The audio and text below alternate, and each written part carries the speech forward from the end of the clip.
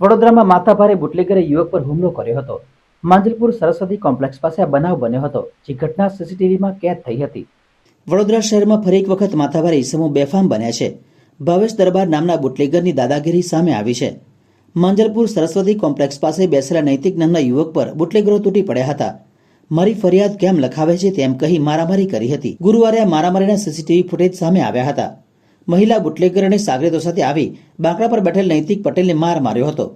સમગ્ર મામલે નૈતિક પટેલે માંજલપુર પોલીસ મથકે ફરિયાદ નોંધાવી હતી. મારું નામ નૈતિક મહેન્દ્રભાઈ પટેલ. હું માંજલપુર વિસ્તારમાં રહું છું છેલ્લા 25 વર્ષથી.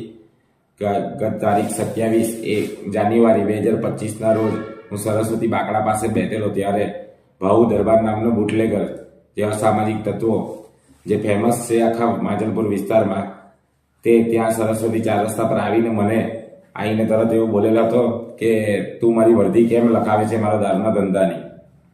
ત્યારબાદ તેઓએ મેં તેઓને જણાવેલ કે મેં તારી કોઈ વર્દી નથી લખાવતો, તે છતાં પણ તેઓએ મને મારવાનું ચાલુ કરી દીધેલું. ત્યારબાદ અન્ય ઈસમો પણ તેના આવી ગયેલ 7 થી 8 માણસો. ત્યારબાદ બુટલેગર આકાશ ઠાકરડા નામનો વ્યક્તિ બ્લેક કલરની કાર લઈને આવ્યો હતો. ત્યારે નંબર પ્લેટ વગરની ગાડી. ત્યારે તેઓ અમને જણાવેલ કે અમે ભાલિયાપુરા વિસ્તારમાં રોજનું 100 પેટીનું કટિંગ કરીએ છીએ, તારે સમાચાર લેવા હોય તો તારા પત્રકારોને લઈને ત્યાં આવી જજે. ત્યારબાદ તેઓએ અમને માથાના ભાગે 5 વખત પટ્ટા મારેલ અને જાનથી મારી નાખવાની ધમકી આપેલ. આજરોજ અમે માંજલપુર પોલીસ સ્ટેશનમાં.